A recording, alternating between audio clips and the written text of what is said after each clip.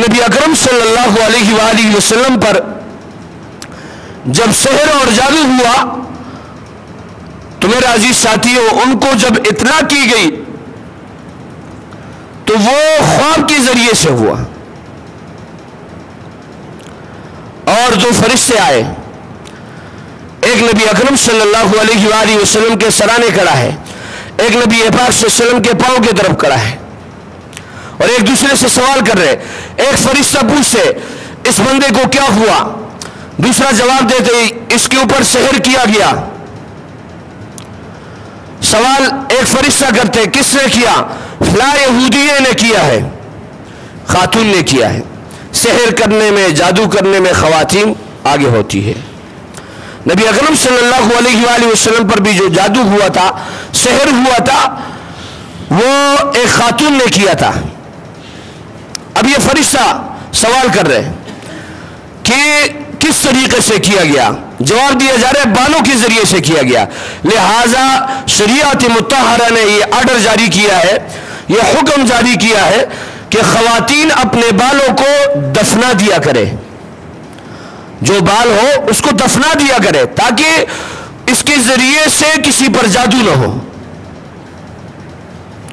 بالوں پر ہوا ہے۔ فرشتہ پوچھتے کس طریقے سے ہوا ہے، بالوں کو گرے لگا دیے گئے ہیں۔ سوال ہوتا ہے کہ یہ کس طریقے سے یہ جادو ہٹے گا، یہ ختم ہوگا،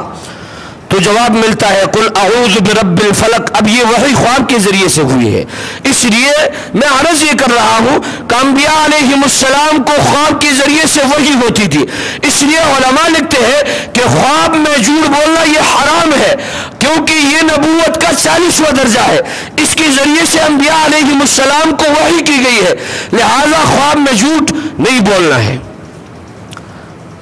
اب نبی اکرم صلی اللہ علیہ وآلہ وسلم کے پاس جو فرشتے آئے ہیں، ایک دوسرے سے سوال کرتے ہوئے پوچھتے کہ یہ جادو کہاں پر رکھا گیا ہے، تو بتایا گیا ہے کہ فلاں باغ میں رکھا گیا ہے۔ اچھا، باغ میں کہاں پر رکھا گیا ہے، کنویں میں رکھا گیا ہے، اور یہ سوال کرتے ہیں آپس میں کہ جناب کنویں میں کس طریقے سے رکھا گیا، کہاں ایک چٹان کی، ایک پتھر کے نیچے رکھا گیا ہے۔ تو میرے عزیز ساتھیوں، یہ نبی پاک صلی اللہ علیہ وآلہ وسلم کو وحی کی جا رہی ہے، اور پھر فرمایا اب اس کا حل کیا ہے، تو بتا دیا گیا کہ وہ بال اٹھا دیے جائے اور ہر ایک گرے کو کھولے اور اس پر قرآن مجید کی یہ آیاتیں پڑھے، سورہ فلق اور سورہ ناس، قل اعوذ برب الفلق من شر ما خلق، ایک ایک آیات پڑھتے جائے اور ایک ایک گرہ کو کھولتے جائے اور اس پر شب کرتے جائے۔